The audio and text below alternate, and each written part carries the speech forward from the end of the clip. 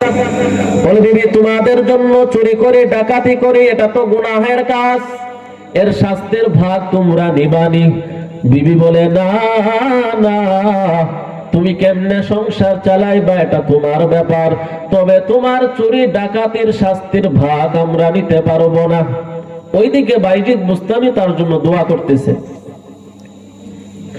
সন্তানকে ডাক দিয়া বলে কি ব্যাপার, তোমাদের জন্য ডাকাতি করি, এই গুনাহের শাস্তির ভাগ নিতে হবে। বলে না, অসম্ভব, পারবো না। এবার তার মনটা নরম হয়ে গেছে। আজকে যাদের জন্য চুরি করি ডাকাতি করি তারা আমার শাস্তির ভাগ নিবে না। দৌড়ায় যায় বাইজিদ বুস্তামির কাছে, যায় ডাক দিয়া বলে হুজুর তারা তো আমার গুনাহের শাস্তির ভাগ নিবে না। বাইজিদ বুস্তামি ডাক দিয়া বলে আল্লাহ তোমার দুইটা হাত দিয়েছেন, তোমাকে সুস্থ বানাইছেন, তুমি খেটে খাও, আজ থেকে চুরি বাদ দাও, আল্লাহ তোমার আরো ভালো চালাবে, আরো আল্লাহ তোমাকে ভালো অবস্থানে নিবেন। চোর সাথে সাথে তওবা করে খাঁটি মুমিন হয়ে যায়। বাইজিদ বুস্তামি রহমাতুল্লাহি আলাইহি স্বপ্নে দেখে খ্রিস্টানদের একটা বিশাল বড় মেলা হবে, সমাবেশ হবে। স্বপ্নের ভিতরে বাইজিদ বুস্তামিকে হুকুম করা হয়, এ বাইজিদ তুমি সেই সমাবেশের ভিতরে উপস্থিত থাকবা। বাইজিদ বুস্তামি রহমাতুল্লাহি আলাইহি একদিন নয়, 2 দিন নয়, 3 দিন নয়, 4 দিন পর্যন্ত স্বপ্নটা দেখার পর এরপরে আবার স্বপ্নের ভিতরে জিজ্ঞাসা করে, ওই বিশাল বড় সমাবেশ সেটা তো খ্রিস্টানদের সমাবেশ, সেখানে মুসলমান যেতে পারবে না, তাহলে আমি কেমনে যাব? স্বপ্নের ভিতরে তাকে বলা হয় খ্রিস্টান ধর্মের পোশাক পরিধান করে হলেও তুমি সেই সমাবেশে যাইবা। সংক্ষিপ্ত আকারে বলতেছি, বাইজিদ বুস্তামি রহমাতুল্লাহি আলাইহি 5 লক্ষ খ্রিস্টান পাদ্রী, তাদের বিশাল জমায়েত, সেখানে খ্রিস্টানদের পোশাক পরিধান করে উপস্থিত হয়ে যায়। সকলের বক্তব্য দেওয়া শেষ। খ্রিস্টান পাদ্রী নেতা যখন বক্তব্য দেবে, স্টেজে এভাবে বসেছে, বসার পরে বক্তব্য শুরু করবে, আল্লাহর কুদরত, তার জবান বন্ধ হয়ে গেছে, তার চেয়ারটা থরথর করে কাঁপতেছে। সবাই আশ্চর্য হয়ে গেছে, কি ব্যাপার, কারণটা কি? ও নেতা, কি ব্যাপার, আপনি কি অসুস্থ নাকি? জবান দিয়ে কথা কেন বের হয় না, শরীর কেন কাঁপে? এবার নেতা ডাক দিয়া বলে, হে আমার ভক্তরা, আমার শরীর কাঁপে, জবান বন্ধ হয়ে গেছে, এই বিশাল জমায়েতের ভিতরে আমার মনে হয় একজন মুহাম্মদের উম্মত আছে। বলেন আল্লাহু আকবার। সমস্ত খ্রিস্টানরা বলে, কি বলেন, দেখায় দেন, তার কল্লা উড়ায় দেব। এবার ডাক দিয়ে বলে, না, তার কল্লা উড়ানো যাবে না, তবে তাকে আমি কিছু প্রশ্ন করব, যদি সেই প্রশ্নের জবাবগুলো সঠিকভাবে দিতে পারে তাহলে আমি তাকে ছেড়ে দিব, আর যদি প্রশ্নের জবাব সঠিক না হয় তাহলে তার গর্দান উড়াইয়া দেওয়া হবে। এবার পাদ্রী নেতা ডাক দিয়ে বলে, কে আছো, দাঁড়াও, মুহাম্মদের উম্মত। সামনে থেকে বাইজিদ বুস্তামি দাঁড়ায় গেছে। বলেন আল্লাহু আকবার। হেদায়েতের মালিক আল্লাহ, যে বাইজিদকে বেলায়েতের পাগড়ি পরিয়ে দেওয়া হয়েছিল, আদো বলা সন্তান বাইজিদ, যে মায়ের দোয়া পেয়েছে বাইজিদ, মায়ের দোয়ার এমন বড় পাওয়ার, মায়ের চেহারার এমন বড় পাওয়ার, যারা সেই দুঃখিনী মারে হারাইছেন ওই মায়ের চেহারাটাও কি একটু মনে পড়ে না রে বাবা? যারা মায়ের হারান নাই, মায়ের দোয়া নেন, মায়ের সেবা করেন, জীবনটা সুন্দর হয়ে যাবে। প্রথমে বলেছিলাম 3টা আমল এমন আছে যে 3টা আমল করলে বান্দা মক্কা মদিনায় না গেলেও হজের সওয়াব পাইবে। বলবো কি সেই 3টা আমল? 1 নাম্বার, নবী সাল্লাল্লাহু আলাইহি ওয়াসাল্লাম, বুখারী শরীফের প্রথম হাদিস, ইন্নামাল আ'মালু বিন্নিয়াত, সমস্ত আমল নিয়তের উপর নির্ভরশীল। অর্থাৎ বান্দা যদি কোনো নেক কাজের নিয়ত করে, নিয়ত করার সঙ্গে সঙ্গে আল্লাহ সেই নেক কাজ করার সওয়াব তাকে দিয়ে দেন। আল্লাহ পাক রব্বুল আলামিন নেক কাজের সওয়াব দেন। মুসলিম শরীফের লম্বা একটি হাদিস আছে, নবী সাল্লাল্লাহু আলাইহি ওয়াসাল্লাম বলেছেন, আতাদরুনা মাল মুফলিস, হে সাহাবায়ে কেরাম, তোমরা কি জানো আমার উম্মতের ভিতরে সবচাইতে গরিব অসহায় ব্যক্তিকে? সাহাবায়ে কেরাম বলেন, ক্বালুল মুফলিসু ফিনা মান লা দিরহাম লাহু ওয়ালা মাতা। সাহাবায়ে কেরাম বললেন, ইয়া রাসূলুল্লাহ, ইয়া হাবিবাল্লাহ, উম্মতের ভিতরে সবচাইতে গরিব ব্যক্তি তো সে যার টাকা নাই, ধন সম্পদ নাই। আমাদের চিন্তাধারাও এমনই, ঠিক কিনা? নবীজি বলেন, ক্বালুল মুফলিসু ফিনা মান লা দিরহাম লাহু ওয়ালা মাতা, ফাকালা ইন্নাল মুফলিসা মিন উম্মতি, আমার উম্মতের ভিতরে সবচাইতে দরিদ্র, সবচাইতে গরিব, সবচাইতে অসহায় ব্যক্তি হবে সে কিয়ামতের দিন বিসলাতিন ওয়া সিয়ামিন ওয়া যাকাতিন, নামাজ, রোজা, হজ, যাকাত, যত প্রকার নেক আমল আছে সমস্ত নেক আমল নিয়ে সে হাসরের ময়দানে উপস্থিত হবে। তার ডান পাশে সমস্ত নেক আমলগুলো থাকবে। ওয়ায়াতি ওয়াকাদ শাতামা হাযা, বাম পাশে তার বদ আমল থাকবে। ওয়ায়াতি ওয়াকাদ শাতামা হাযা ওয়া কাযাফা হাযা ওয়া আকালা মালা হাযা ওয়া সাফাকা দামা হাযা। নবীজি বলেন, বাম পাশে পাওনাদার থাকবে, ডান পাশে সমস্ত নেক আমল। বাম পাশে পাওনাদার, পাওনাদারকে দুনিয়াতে কাউকে গালি দিয়েছিলাম সে ব্যক্তি থাকবে, দুনিয়াতে কাহারো গীবত করেছিলাম সে ব্যক্তি থাকবে, দুনিয়াতে কাহারো উপরে আঘাত করেছিলাম সে ব্যক্তি থাকবে, দুনিয়াতে কারো মাল লুণ্ঠন করেছিলাম সেই ব্যক্তি পাওনাদার হিসাবে বাম পাশে থাকবে। ফায়ুতু হাযা মিন হাসানাতিহি ওয়া হাযা মিন হাসানাতিহি, হুকুম করা হবে এই পাওনাদারকে পাওনা বুঝায়া দাও। দুনিয়াতে আমি কাউকে অন্যায় ভাবে আঘাত করেছিলাম, ফেরেশতারা ডান পাশ থেকে নামাজের সওয়াব থেকে কিছু সওয়াব তাকে দিয়ে দিবে।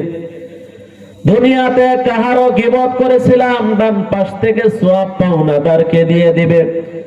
দুনিয়াতে কারো সম্পদ আত্মসাৎ করেছিলাম, ডান পাশ থেকে সওয়াবগুলো বাম পাশে পাওনাদারকে দেওয়া হবে। এইভাবে দিতে দিতে ফাইন ফানিয়াত হাসানাতুহু, সমস্ত আমলগুলো শেষ হয়ে যাবে।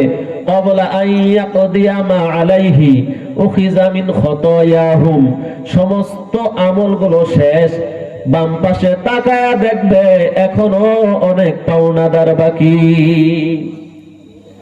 নবীজি বলেন, এই ব্যক্তির মতো অসহায় আর কেউ নাই, কারণ দুনিয়াতে আল্লাহর হক পালন করেছে, মানুষের হকের সে পরোয়া করে নাই। এরপরে ফেরেশতারা যখন দেখবে ডান পাশে আমল নাই, বাম পাশে পাওনাদার, এখন কি ব্যাপার? এবার পাওনাদারের গুনাহগুলো আল্লাহ সেই বান্দার আমলনামায় দিয়া দিবে। সওয়াব সব শেষ, পাওনাদারের গুনাহ আরো নিজের আমলনামায় চলে আসবে। হাদিসের শেষ অংশে বলেন, ফাতুরিহাত আলাই, হুকুম করা হবে কে জাহান্নামে ফেলে দাও। সুম্মা তুরিহা ফিন্নার, অতঃপর তাকে জাহান্নামে ফেলিয়া দেওয়া হবে। কিন্তু আল্লাহ পাক রব্বুল আলামিন কিছু কিছু মানুষকে জাহান্নামে পড়ার আগেই আটকায়া দিবেন। ফেরেশতারা আশ্চর্য হয়ে বলবে, আল্লাহ, এই বান্দার সব আমল শেষ, তার আমলনামায় আরো গুনাহ, আল্লাহ সে জাহান্নামে কেন পড়লো না? আল্লাহ পাক রব্বুল আলামিন বলবে, ফেরেশতার দল, আমার এই বান্দার গোপন এমন আমল আছে যে আমলের কথা তোমরা জানো না। হে ফেরেশতার দল, আমার এই বান্দার আমলনামায় হজের সওয়াব সংরক্ষিত আছে। ফেরেশতারা আশ্চর্য হয়ে যাবে। মুহাদ্দিসিনে কেরাম হাদিসের ব্যাখ্যায় লেখেন যে সে তো জীবনে মক্কা মদিনায় যায় নাই, তার আমলনামায় হজের সওয়াব মানে? আল্লাহ পাক রব্বুল আলামিন বলেন সেই বান্দা হজে যায় নাই, মক্কা মদিনায় যায় নাই, তবে আমার এই বান্দা দুনিয়াতে কোরআনের বয়ান শুনে খাঁটি নিয়ত করেছিল, আল্লাহ মক্কা মদিনায় না নিয়ে তুমি আমার মৃত্যু দিও না, আল্লাহ তোমার মক্কা মদিনায় যাব। এই বান্দা সুন্দরভাবে খালেস নিয়ত করেছিল, কিন্তু টাকা নাই, পয়সা নাই, মক্কা মদিনায় যাইতে পারে নাই। আমার ওই বান্দার খালেস নিয়তের বরকতে আমি আল্লাহ ওই নিয়তের বরকতে শুধু তার আমলনামায় হজের সওয়াব লিখে দিয়েছি। তাহলে হজের সওয়াব, হজের নিয়ত করলে আল্লাহ তাআলা হজের সওয়াব দিয়ে দিবেন। যারা রোজা রাখেন না, রোজা রাখার নিয়ত করবেন যে সামনে বছরে আমরা রোজা রাখবো। যারা নামাজ পড়তে পারি না, নামাজ পড়ার নিয়ত করেন, ফজরের নামাজ পড়বো নিয়ত করবেন, চেষ্টা করবেন, না পারলেও আল্লাহ সওয়াব দান করবে। আল্লাহ তাআলা একদিন না একদিন হেদায়েতের নূর দিয়ে খাঁটি মুসলমান বানায়া কবরে নিবে। তাহলে এক নাম্বার, সঠিকভাবে যদি কেউ নিয়ত করে যে আল্লাহ হজে যাব, নিয়ত যদি খালেস হয়, চেষ্টা থাকে, হজে না গেলেও, মক্কা মদিনা না গেলেও আল্লাহর কসম হাদিসের ভাষায় বলি পরিপূর্ণ হজের সওয়াব আল্লাহ তাআলা দান করে দিবেন, বলেন সুবহানাল্লাহ। আলোচনা শেষ করে দিব, গুছাইতেছি। দ্বিতীয় নাম্বার, একবারে সহজ একটি আমল। আমরা আজকে ফজরের নামাজ পড়েছি, কে কে একটু দেখতে পারি? মাশাআল্লাহ, আল্লাহ সকলকে তৌফিক দান করেন, বলুন আমিন।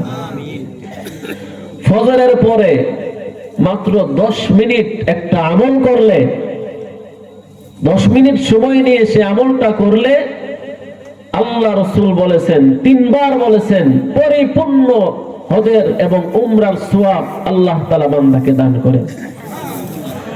মান সাল্লাল গাদাতা ফি জামাআহ, নবী সাল্লাল্লাহু আলাইহি ওয়াসাল্লাম বলেন, উম্মত ফজরের নামাজ জামাতের সাথে আদায় করবে।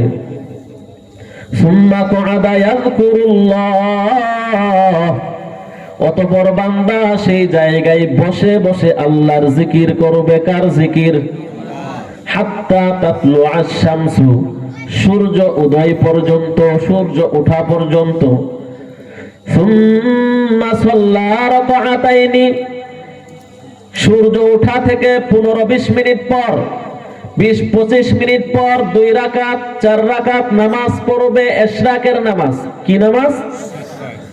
সুম্মা সাল্লা রাকাতাইনি, 2 রাকাত নামাজ পড়বে, ইশরাকের নামাজ। নবী সাল্লাল্লাহু আলাইহি ওয়াসাল্লাম বলেন, কাআজরিন হাজ্জাতিন ওয়া উমরাতিন, এর ফলাফল, এর পুরস্কার, হাজ্জাতিন ওয়া উমরাতিন। قال رسول الله صلى الله عليه وسلم তাম্মাতিন তাম্মাতিন তাম্মা, পরিপূর্ণ পরিপূর্ণ পরিপূর্ণ হজ এবং উমরার সওয়াব আল্লাহ দান করিয়া দিবে। ও মুসলমান, আজকে যারা মা হারাইয়া এতিম, বাবা হারাইয়া এতিম, ওই মা বাবা থাকলে তাকে কি খাওয়াইতেন না? বলেন, ওই মা বাবা থাকলে তার পিছনে কি খরচ করতেন না? ওই মা বাবার সম্পদ নিয়ে ঘুমান, ওই মার বাবা কবরে কান্দে, এর সন্তান তোকে মানুষ করতে গিয়ে আমল করতে পারি নাই। ও মুসলমান, ও বৃদ্ধ বাবাদেরা, মুহাদ্দিসিনে কেরাম বলেন, কোন বান্দা যদি এই আমলটা করে, তার মা বাবার জন্য সওয়াব পৌঁছে দেয়, ওই কবরে থেকে তার মা বাবাও হজ এবং উমরার সওয়াব পেয়ে যায়। তাহলে আপনি কেমন সন্তান যে মা বাবার জন্য হজ এবং উমরার সওয়াব পাঠাইতে পারেন না? পাঠানোর দরকার আছে না নাই? বলেন তো দেখি। আপনাকে আমাকে যদি বলা হয় যে 10 লাখ টাকা আপনাকে দিয়ে যাব, যতদিন বেঁচে থাকবেন প্রত্যেক মাসে 2 রাকাত করে নামাজ পড়বেন, কে কে রাজি না বলেন?